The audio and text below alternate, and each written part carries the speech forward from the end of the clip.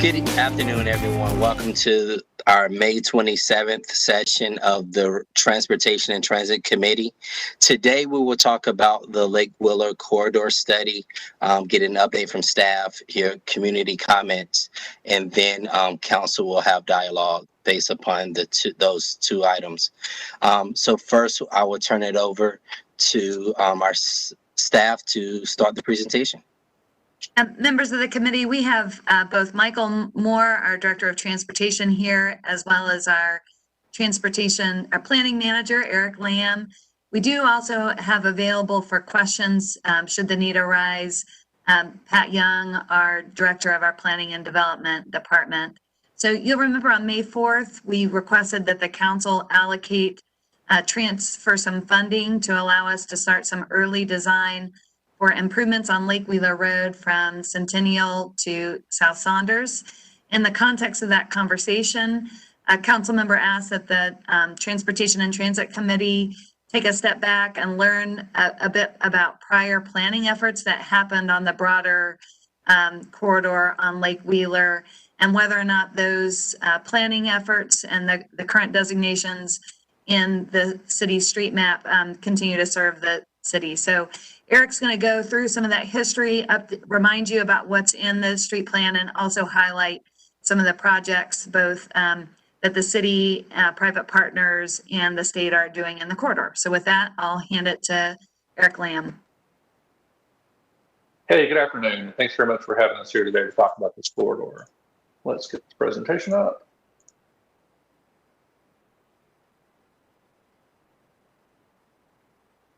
There we go. Everyone see my slides okay? Great, thank you. So the Lake Wheeler corridor is kind of interesting in that it's, we've had a lot of focus on it locally in terms of the context within Raleigh, but in fact, it's a substantially larger corridor that expands almost all the way into the town of Fuquay Arena. It's over 11 miles long, and it provides a very convenient parallel corridor to the US 401 corridor, and which is often congested. That corridor has recently been a focus area for the Capital Area Metropolitan Planning Organization to look at long-range needs between Raleigh and Fuquay. Both of these corridors, though, are very popular from the standpoint that they provide access into the I-40 corridor, which is a major commuter corridor into RTP, which is the largest employment center in the region. The portion we're going to focus on is specifically the part that's within Raleigh. It starts close to downtown at the intersection of South Saunders Road, crosses 40 south of Tryon Road. And actually, the city's jurisdiction, surprisingly to a lot of people, goes all the way to Penny Road at the Yates Mill Pond Park. So we're going to break this up into 4 distinct segments that are fairly easy to digest and also have fairly different characteristics, both from a transportation and land use perspective between them. So the first part is the portion that's closest in the town between Maywood and South Saunders Street. This is largely dominated on one side of the street by the Dorothea Dix property, and then it does touch let's see if you can see my cursor, touches the Farmers Market property off to the west. Primarily on the east side, a lot of the property that fronts this area today is currently single-family residential. There is some commercial property at the ends of this segment. This is from the city's future land use map per the 2030 comprehensive plan. And again, with respect to the property for Dix, we all know that's been designated for park. There's not a lot of changes for use proposed with the fairgrounds property, although the fairgrounds has an updated master plan that does call for some changes. But you can see that actually the land that fronts along Lake Wheeler has actually been designated for high density residential in the comprehensive plan, with pockets of low density residential mixed use. And a lot of this will be revisited as part of the Dix Edge study that is currently underway with planning and development right now. This is a map that shows you some of the recent development activity. And this corner of town has been a bit of a hot spot recently. Most notably, the Park City South project, the City Council approved as a rezoning case. We're going through some of the first phase of reviews with that now as a site plan. There is a pending rezoning case here at the Wedge along what's called Hamel Drive. There'll be some multi-story development here. Dix Park is now working on the first phase of what they call the Plaza and Play. This will be the first major investment component of the Dorothea Dix project. Healing Transitions is a facility that's in for some expansion now. And then the big pink areas to the south are all part of the rezoning case that constitute downtown south. And even though it's not directly adjacent to the corridor, the size of the project itself is significant enough that it'll have some influence on travel demand in the corridor via Maywood Avenue. And this is just a good example of what that corridor looks like today. Shoulder and ditch, 2-lane street. Right now, the traffic volumes are in the 6,000 to 7,000 vehicles per day range. And to that end, what's happening now is that as Ms. Hayward indicated that the city council has appropriated funding for doing the design on a project for this specific segment between Maywood and South Saunders Street. Right now, the city's comprehensive plan calls for this road to be a 2-lane divided avenue. And again, as part of the Dix Edge study, we're going to do some refinement on what that actual cross-section needs to look like, and we'll feed that directly into the design process. So while the design portion of the project has now been funded by council, funding for construction of the project has yet to be determined, and that would be something for future iterations of the capital improvement program or potentially future transportation bond would need to address. One other key transportation improvement in this corridor, because of the nature of the orientation of traffic flows, the comprehensive plan currently includes a recommendation to realign and reassign priority of the intersection of Lake Wheeler and South Saunders Street. And you can see what that would look like in the image to the right. The properties to the right of this are part of the Park City South project, and we are working with them to set aside the land that we would need to be able to make this realignment. We've discussed the option for public-private for something like this, but we're not sure that's going to be a good candidate. The city owns all the land that's on the west side of the street to facilitate that. So the grades are fairly steep in this section, so we've ruled out the option of being able to use a roundabout at this location. But this is something that we'll work through with, again, future projects. So the second segment runs from Maywood to Kirkland. And so as I indicated before, the land to the north right here is part of the State Farmers Market complex. And then the land that's to the west is largely part of NC State Centennial Campus property. The other portions of property in this area are primarily industrial, and much of the road has already been widened out to a 4-lane divided avenue. And so you can see from a zoning standpoint, there is some apartment uses that are in place over here on the southwestern corner of the interchange. Most of the property here and here is all current industrial uses. This corridor is also noteworthy as far as how much of the land through here is encumbered with floodway as part of the Walnut Creek Basin, and is a very popular greenway corridor today. And so you can see much of the corridor is more or less built out from a general purpose lane standpoint. There's sidewalk on the far side of the street. We are lacking sidewalk here, and we do not have any bike facilities on this portion of Lake Wheeler. So there's a lot that's happening out in this particular segment. As you may have heard, we've been coordinating with North Atlanta Farmers Market on improvements. They're adding a new driveway onto Lake Wheeler opposite the Maywood intersection. And so we've been working to coordinate that. NCDOT has a small project to look at doing some signal changes and adding some turn lanes at the intersection of Lake Wheeler and Centennial. The city has a sidewalk project that is going out for bid later this year. It should be under construction in early 2022 along Maywood Avenue. And that will tie into some of the work, again, the farmers market is doing there. And then there's also been some exploration of the potential for doing some significant realignments at this intersection because of the prevailing travel demand. So much of the traffic that comes off of Lake Wheeler and through the interchange is actually making more traffic makes the left turn onto Centennial Parkway than goes northbound into town. And part of that simply is a function of just how much development there is and demand associated with Centennial campus.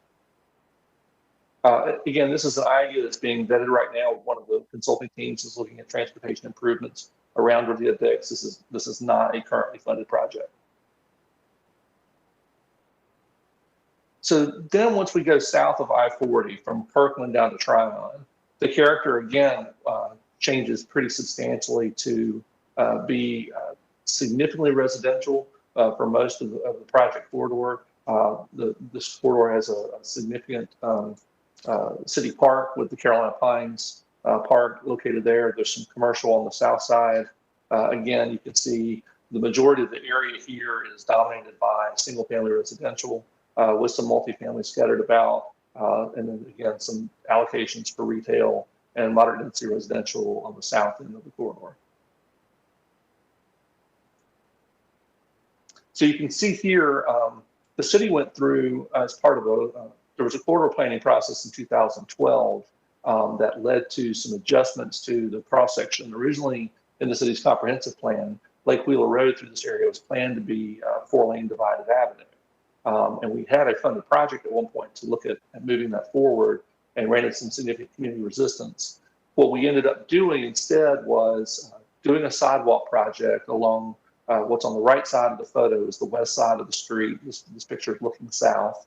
We also added in turn lanes to some key intersections. So you can kind of see on the right side of the picture how close some of the existing development is to the edge of the street. And that was part of the concern generated that a 4-lane divided avenue would be too big, irrespective of what the travel demand and patterns were in this part of the street. So, and it's sort of a hodgepodge of 2- and 3-lane sections, but we at least now have a contiguous sidewalk all the way through the corridor.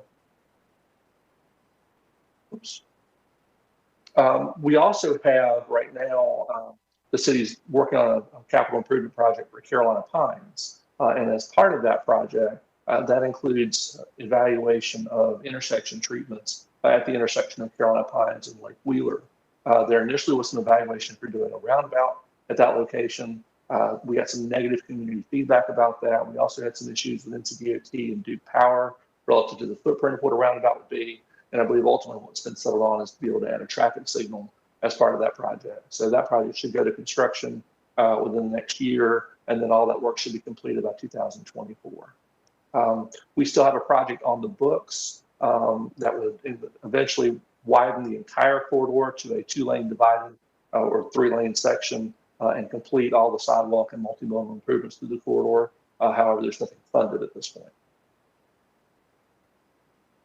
And then the southernmost section that's within the city's jurisdiction is from Tryon Road to Penny Road. And this is the longest of the 4 segments that we're going to talk about here. And if you can see my cursor, the brown line here represents the city's ETJ. So once we're south of the midway point here, and then down here, all of this is within the city's jurisdiction. And this portion to the right is county. But this section is mostly what's in the purple is all NC State research farms. So it's a lot of agricultural uses out here currently. There's some single family development to the north. And then again, some vacant land farm uses. And then the southern end of the street is anchored by Gates Mill Park. And this is much of what that segment of Lake Wheeler looks like. It's simply 2 lanes. This is the section that actually has some of the most significant traffic issues, interestingly enough. Because of that, again, what I mentioned before, a lot of that heavy commuting pattern coming from southern Wake County and using Lake Wheeler as an alternative to the 401 corridor. So you get some pretty heavy peak hour traffic congestion, both at the Tryon Road intersection and at the Penny Road intersection. The Tryon Road intersection northbound happens in the morning, and then southbound at Penny Road happens in the afternoons. So right now, the city has a project that's under construction to widen Tryon Road between Lake Wheeler and the Norfolk Southern Railroad Bridge that was replaced adjacent to Renaissance Park by NCDOT. And so that project will include some additional turn lanes at the Tryon Road intersection, which should help with some of the traffic functions there. It won't abate the congestion issues on Lake Wheeler completely, but it will help improve things. And then also NCDOT has a bridge replacement project that's planned directly adjacent to Gates Mill. This project is currently scheduled for 2025, and we think that'll lead to some significant opportunities to move the current bridge and roadway away from the mill and the spillway, which should enhance things quite a bit in this area. So as we talk about traffic and travel demand in the corridor, one of the big unknowns right now is exactly how much of a change will occur once the southern portion of the outer loop is completed. So NC 540 is currently under construction. That project should be complete around 2023 by the toll authority. They've already started doing heavy grading on that project now. And if you've been down I-40, you can see a lot of the structural work that's taking place around the I-40 US 70 bypass interchange. But what you can see here is the dotted line represents the incomplete portions of 540 on the southern side of Wake County. And then everything from C-55 to the west and north is completed. And so right now, from a prevailing travel demand, you see that traffic comes up Lake Wheeler Road corridor and takes I-40 around onto the west side of Raleigh, and then takes that commute out to the park. And so what's not entirely clear is how much of that traffic is now going to divert to the new facility. It's going to be about the same, maybe slightly longer lengthwise, and it will have a toll component associated with it, but it will be significantly less congested than the other portions of the Lake Wheeler US 401 and I-40 corridors. So we don't have a clear picture yet on exactly how much of that travel demand is going to change in the corridor, but we think it will improve for certain in the short term. So at that point, I would be happy to open it up for any of the council's questions. So Eric, thank you for that presentation and that start point. What I'm going to do now, though, is open it up for the public comments, and then that way we can address all of it at once. So Alan, you said we had at least one speaker who actually signed up, or who's here. Sir, we have one speaker. We have one speaker who is here. That is Mr. Bob Edgerton. Mr. Edgerton, you have 3 minutes to speak, sir. Okay, thank you very much, and thank you, Eric. And I think you understand we all are concerned about the flow of traffic in the future of Lake Wheeler Road. It seems to me very probably we should step back and take a look at the entire length of Lake Wheeler Road, all the way from the 2 new developments up at South Saunders down to as far as the city can reach, and maybe to 540. The studies that have been done in the past, Eric, you can say more about it than I can.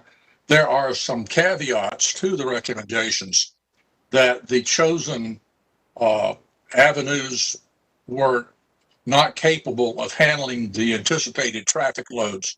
I think there's a comment attributed to you that the section south of Tryon Road will have 2.5 times more traffic than the current thought process. Also, the section of Lake Wheeler between Kirkland and Tryon, I believe that the number of cars anticipated and was listed in the 2013 study showed the 2 alternatives that were preferred, and I understand that, were not capable of handling the traffic loads that the transportation planners felt would be on that road. I would like to see us go back and take a scientific look, get you to reconvene a group that looks at the entire length of the road before we start getting real serious about design. Starting to design the section between South Saunders and Centennial before we have a look at what the Dix Park is going to look like on the east side in phase 1, and what the Dix Edge study is going to do, et cetera, with the different developments. I believe we should hold up maybe a bit on the design until the planners have done a little bit more insight to it. I believe the 4 councilors should have my extended remarks. I sent them to you day before yesterday, and please, if you would, refer to that. I am not the expert by a long shot. People like Eric are, and let's just have a good look at it. And thank you very much to the transportation people. I, for one, like I said in my comments, I understand the emotionalism of the difficult decisions. I live on trying Part C. It's been a traumatic event. So we just need to look at it and do what needs to be done to do a good process looking forward with continuity. And hopefully when we get 20 years out from now, we'll have made the right decisions. And also maybe the 2030 study needs to be adjusted a bit. Thank you very much. That is the only speaker. Okay, thank you. I do have a couple questions, but I'll open up to council members first. You may cover my question, you may not, but any council questions or concerns? Councilor, Mayor Pro Tem Stewart. Thank you, Councilmember Branch. I did want to see if we could talk briefly, or if there's any visuals for how sidewalk connectivity happens here. Obviously, there's still sidewalks we need to construct. My understanding is that there may be some concern from neighbors who rely on our sidewalks and bike routes as to where we might cross the street. And I understand maybe that's one of the tension points at the new intersection with the state farmers market. And so didn't know if this was a place and time to have that conversation about kind of what we're thinking the sidewalk connectivity would be, or if that's for down the road. I'm fine with either of those answers. So I can address a bit of that. With regards to the intersection at Maywood, we are looking to do pedestrian enhancements with bringing that sidewalk project to the intersection and coordinating that. It's one of the reasons why, for example, we've had the state slow up their project to be able to coordinate better with ours. And we greatly appreciate the partnership that the Department of Agriculture has had with us on this project. Even though it's put their project behind schedule, it's been for the right reasons to allow us to work through those exact issues and coordinate what needs to happen. We're not currently proposing a signal as part of the sidewalk project. However, there's been some discussion recently about whether or not a traffic signal would be warranted at that location. There's also a pretty heavy travel demand today by pedestrians on foot associated with the healing place and some transit stops that are in that area. So we were looking to make sure that the sidewalk project made all those linkages and provided safe crossings across that portion of Lake Wheeler Road. As part of any capital improvement project that takes place in the Lake Wheeler corridor, multimodal facilities would automatically be provided as part of that work. So sidewalk, bicycle, and transit facilities. So that's an automatic portion per the city's complete streets policy. Councilmember Melton. I just wanted to let Mr. Egerton know that we did get his email, and I've looked at it. It was very helpful, so thank you. And then the second part is I was going to raise what Councilmember Stewart just brought up. But I will say that I especially think that that first section, the South Saunders to Maywood area, really important for connectivity. There's not a lot. I bike that way on the Greenway a lot, and it's hard to get over from one side of Lake Wheeler to the side with Centennial Campus and the farmers market. And there's really no way to get from there downtown into Dix unless you bike all the way around, because there are no sidewalks. There's not room currently for bikes to be on the road with cars safely. And so I do think that's going to be very important moving forward. Our initial coordination with the Dix Park team has looked at moving, and again, this is a larger philosophical issue that the city is now moving away towards away from having bike lanes located within the street footprint and moving more towards separated facilities behind the curb. So in concert with a project that would be along Lake Wheeler, our conversations with the Dix Park planning team has been to look at doing multi-use path that would meander along the west side of Lake Wheeler Road, making that connection from Maywood and Walnut Creek all the way to the corridor and connect directly into Rocky Branch Greenway, and that facilitates the connection directly into downtown. Okay, thank you. I have a couple questions. My first one goes back to the Centennial, I guess, interstate change that is chalked out. What's the time frame for that? And then also, how does the new entryway onto the State Farmers Market, how will that impact the need for that change? Because I think a lot of that traffic right now that is making that left turn onto Centennial is because they're trying to go to the State Farmers Market. So our observations have been that more of that traffic is associated with Centennial Campus and NC State University. Because again, from the I-40 corridor, that is the most direct route coming from Lake Wheeler to Centennial, and either with Centennial being the destination or Central Campus. And you'll remember we recently completed the Pullen Road extension that makes that connection that much easier. So it has not reduced demand in that corridor by any means. But you're absolutely right. There is a certain percentage of that traffic that does utilize the access from the State Farmers Market off of Centennial Parkway. So we think that the driveway extension that's being created by the Agriculture Department is going to certainly help with some of the traffic congestion at the intersection. But NCDOT is still moving forward with their plans to create the dual lefts northbound on Lake Wheeler at that intersection. That is part of an NCDOT spot safety project. I can't address what the specific time frame of that is. There is no time frame right now for the larger complete realignment that I was talking about. That is something that's being explored now as to whether that's a good idea. There's some environmental issues, as I mentioned, because of the relationship to the Walnut Creek Basin that has to be explored as to whether that's a good idea. One other option that has been put out is potentially doing a large roundabout at that location. And so there's a few different options that are going to be explored as part of that solution. Okay. One of my other questions goes to the question Mayor Pro Tem had concerning crosswalk, but mine is more towards the Carolina Pines crossing. In your diagram, there's only one crosswalk on one side to get to the sidewalks, and there's no sidewalk on that side at all.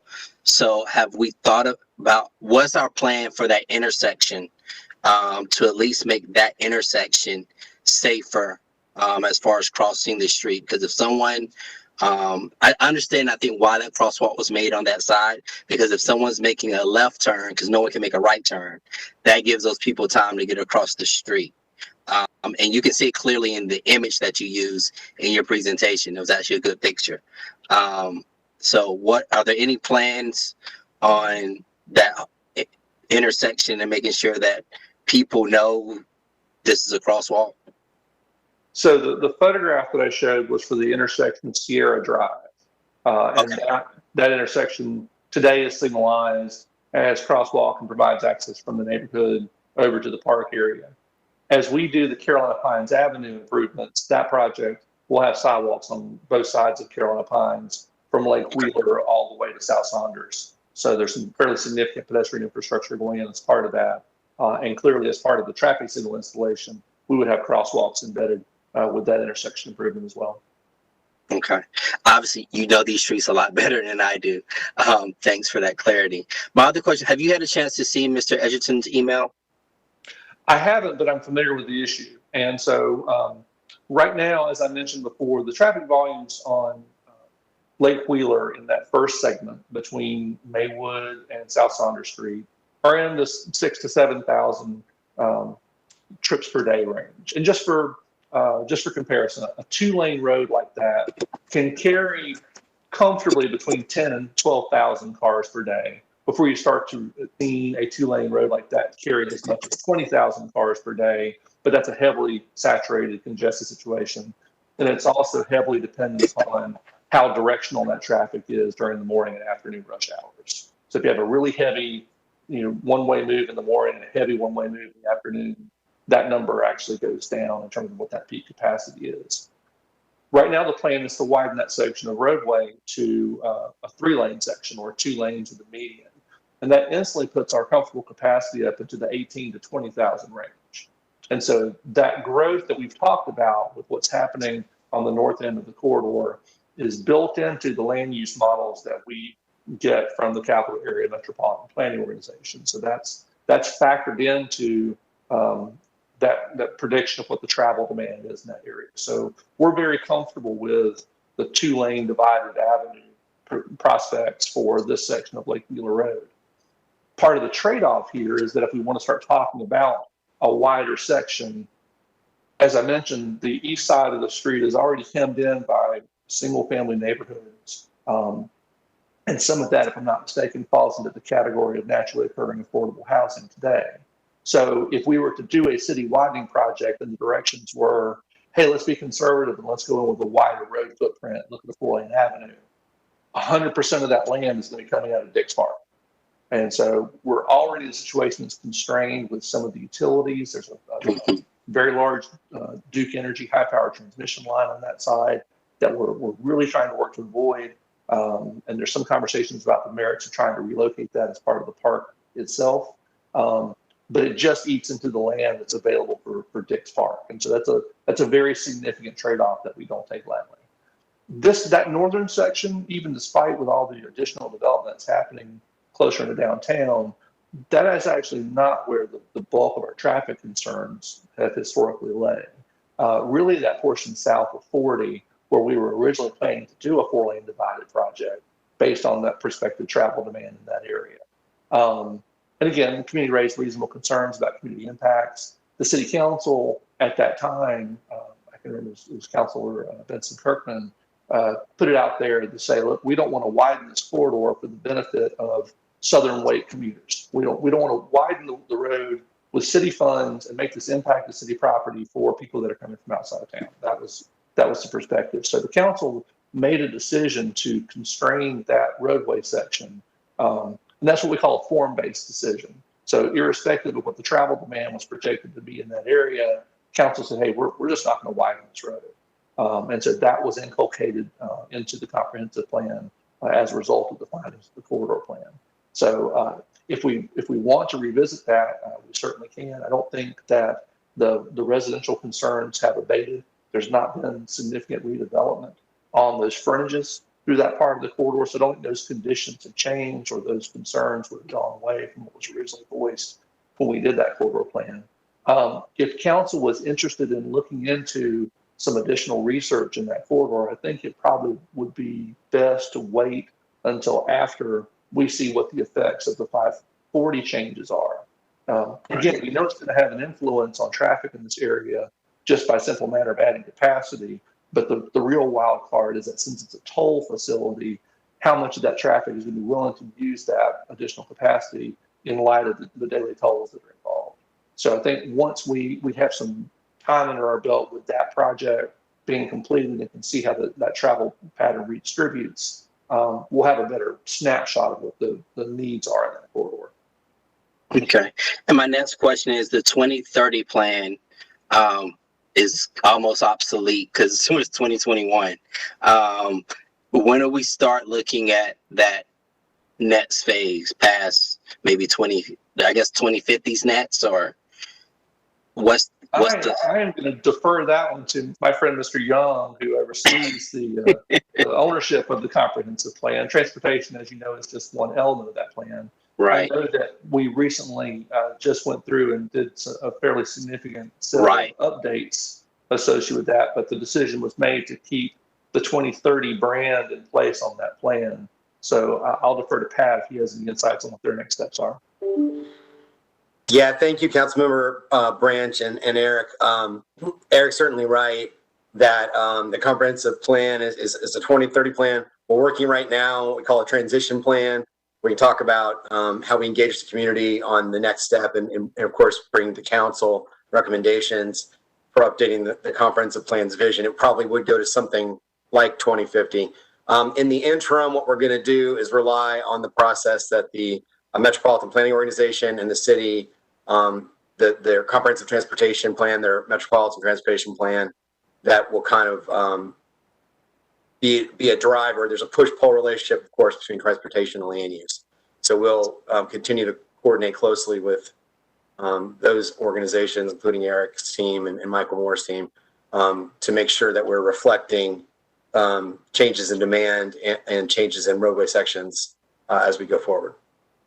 One thing that I'll note in addition to that is that as we're working with the capital area MPO and looking at their travel demand forecasting, their numbers are based on our land use build outs and what the future land use map says. Their forecasts right now are based on 2045 numbers, and they're in the process of updating their plan. They're in their cycle, and will be soon coming out with 2050 projections. Okay, perfect. Any other questions or any questions from other counselors? Councilman Buffkin. Thank you, Mr. Chair, and thanks to the staff and Mr. Edgerton for being here today. This has been really helpful, and I think Mr. Edgerton probably presented an ideal scenario for planning and development of the corridor, that it would all be integrated and seamless. And I'd be inclined to agree, except we've got this big opportunity at Dix Park. And so I just wanted to focus on that part of this whole discussion for a few seconds and kind of get into some more detail of timing and funding and how we might move forward and make sure the roadway is ready to accommodate the park and it fits in with the park. And specific on the funding, a question that keeps coming up in these conversations is the idea of some municipal service district, tax increment financing, tax increment grant that might support the funding we need that is currently not allocated to do the northernmost portion. So I know that's not really a question and probably not very helpful, but could you just kind of lay out, maybe some scenarios for moving forward and the timing of the development of Plaza and Play at Dix vis-a-vis the streetscape and how all that might come together? Yeah, council member, we don't have graphics real easy at hand right now. We might be able to get them. There was a Dix Leadership Committee meeting on Tuesday that did overlay some potential timelines for Plaza Play with the potential timelines for some road improvements, anticipating that we continue with the design work that's been our funding's been allocated to from the council. So we may be able to get our fingers on that and display that today. If not, we can certainly follow up with that and share that with members of this committee as a follow-up task. So at this point, the council has allocated funding so that we can begin design work, so that when funding becomes available, that construction cycle can somewhat stay at pace with the construction of Plaza and Play. It will lag just a little bit in terms of the construction cycle based on the timelines that I've seen. Now, all those are very preliminary because, again, we haven't done a design to know what acquisition or other to what degree will impact the transmission lines that have been discussed on this. So there's a lot of answers that we would be able to speak with much more confidence about some of those timeline things once a design was in place. At this point, the council is considering capital funding for construction of Lake Wheeler as a part of the next Parks Bond. Again, there have not been final decisions made with that, but the scenarios presented by staff do include funding for Lake Wheeler Road construction, and that there has been prior analysis in terms of what value capture could be derived in the area around Dix Park. There are a high number of institutional uses in the area, and so there is not a great amount of taxable value in the area. So we can certainly dust that analysis off and share it back with the council in terms of what in terms of some kind of synthetic TIF strategy might be able to do there. I think you mentioned an MSD, a municipal service district. Traditionally in Raleigh, MSDs have not taken on debt. They certainly can under state law. I think the challenge with the tax rates in the existing MSDs is deriving enough revenue from the MSDs to support that debt. So to my knowledge, Brandon has a longer history with the MSDs here, but to my knowledge, The MSD tool has not been used to date in Raleigh to support debt, given what would probably need to be a fairly considerable rate in this quarter. Again, given the amount of properties that are not taxable, it would likely need to be a pretty significant increment to be able to support particularly debt of this amount. But we can certainly refresh that, and that line of questioning might be appropriate for a freestanding conversation as well. But there has been some information and analysis done previously that could be recirculated. So Brandon, I don't know if, and Brandon has a lot of history and background with the city's MSDs and could speak to that beyond what I could share. Yeah, I would echo the same concerns. It's not saying it can't be done, but there are challenges with the property that would be looked at here that would be unique to that as compared to the existing MSDs in the city. And also one thing I want to say is I'm on the leadership team for their this conservancy, and we're constantly having conversations about, projects, how things are moving, the phasing, development. Lake Willow Road is a major item that we've discussed there as well. But looking at those Duke Energy power lines and knowing how much it costs another developer to move one line for a project, that cost is very significant as well. So I think it's something that everyone is trying to look at all avenues to bring in some type of revenue to cover costs. So those concerns are constantly discussed within this conservancy, if that helps. Yes, that does. Thank you for that. And if I could just get the timeline overlay that was referenced just as a follow-up. We don't have to look at it today, but that was very helpful. Thank you. Okay. All right. So we had this on our agenda for information and to get an overview and also hear community concerns. I believe that from perusing the email, and I'm going to go into deeper detail, Mr. Edgerton, with your email as well. I think a lot of the focus too is trying to look at Tryon Road South, because that area really hasn't, there isn't a plan per se for it, because we're trying to see what how 540 is going to impact what we're doing. I'm pretty sure the new bridge is going to accommodate any type of widening. I've noticed that about NCDOT, they'll pre-widen the bridge for future widening. So I'm sure our staff continue to be in contact there. But as far as reporting out, I'm thinking the fact that we've been updated and we're waiting to get more information on future traffic patterns based on growth of, based on 540 development and some other growth patterns. Is that the consensus, that the motion is that? I don't see any objection to what I said. So, and I see Ralph, I see your face, Ralph. We will have a clear understanding of what we're going to report out before we leave. I'm putting that out there to get an idea from council members.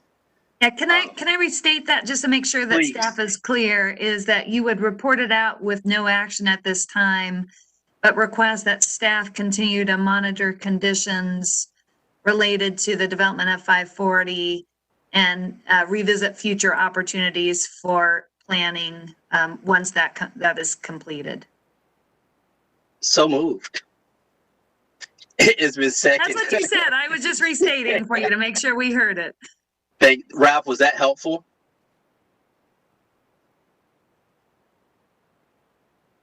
I want to make sure he's good on the motion. Okay. Thumbs up if you're good.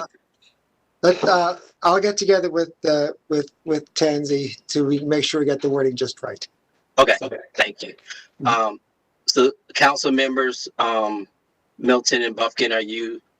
So it's been moved and properly second. All in favor, show by raising your hand.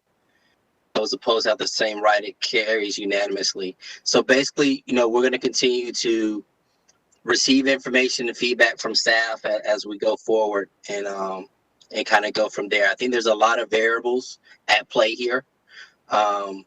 We're also, keep in mind, there's a Tryon Road widening project going on right now.